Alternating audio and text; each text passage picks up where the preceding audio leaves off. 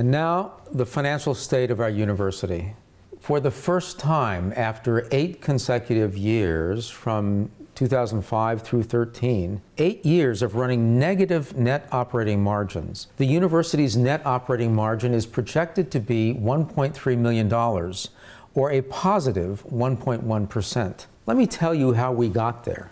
Given the unexpected additional enrollments in the college and the School of Business, the declining need for financial aid, steadily increasing retention, and given our tight control on expenses, the result was a gross positive of $5.4 million, or 3.1% of our total operating budget, a budget that includes non-operating revenues such as unrestricted trusts and bequests and investment returns.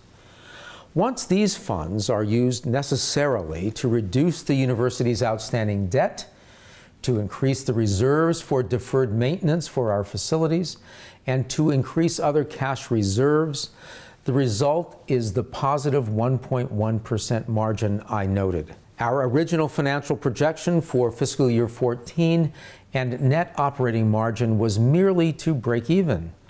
One of the university's main debt rating agencies, Fitch Ratings, places significant grading value on being able to generate a positive net operating margin. This past May, our Board of Trustees approved a fiscal year 2015 operating budget of $183 million.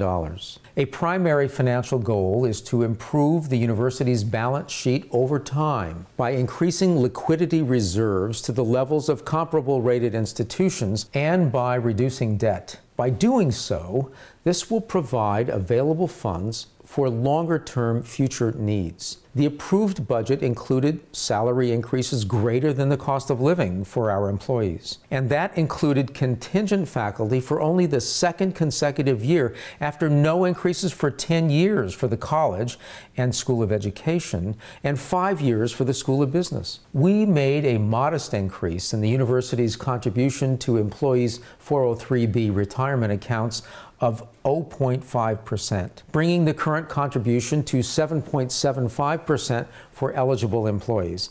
And we still know we have much progress to make there. But that budget, though balanced, shows disturbing trends, namely the slowing of net revenue growth, which, if we allow it to occur, would not allow us to create positive margin, nor contribute sufficiently to facilities maintenance.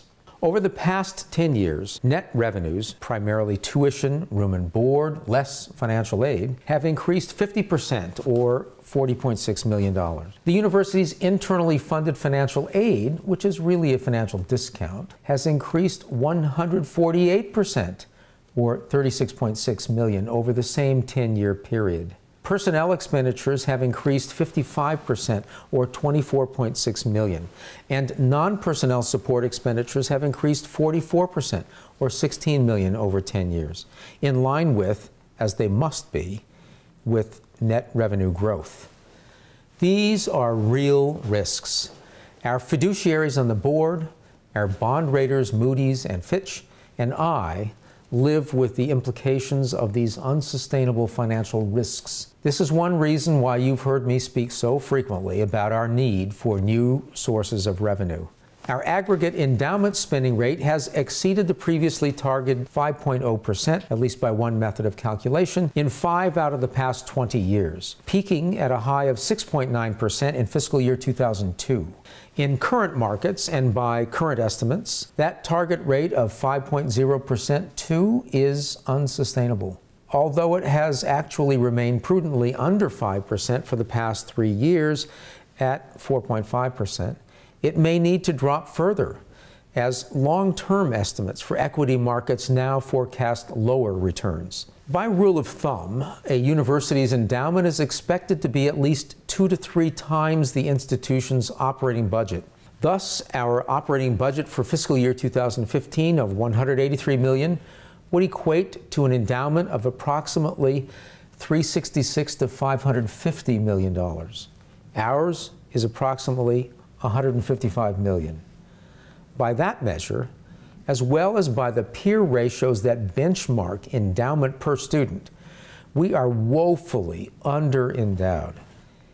Hence, our fundraising campaign will focus on endowment.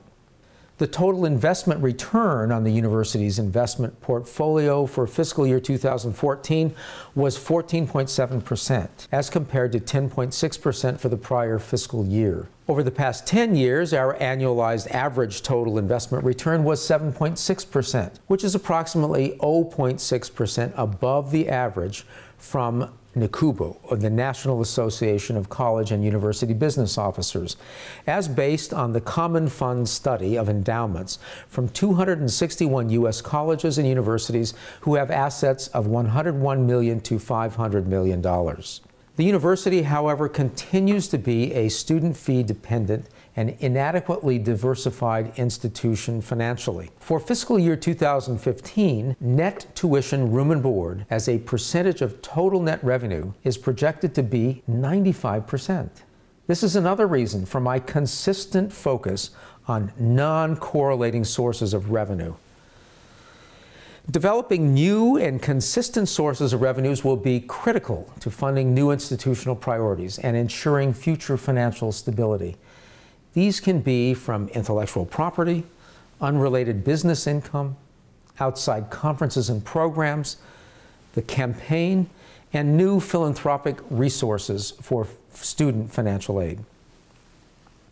The university has no current plan to issue or accept any additional debt from the issuance of bonds or loans. Fortunately, all the university's debt is at a fixed rate, and therefore the debt service will not be subject to increasing interest rates and additional interest expense when the Fed's policy of quantitative easing ends and prevailing interest rates rise. Our focus in the future will be to reduce our outstanding debt obligations and debt service costs.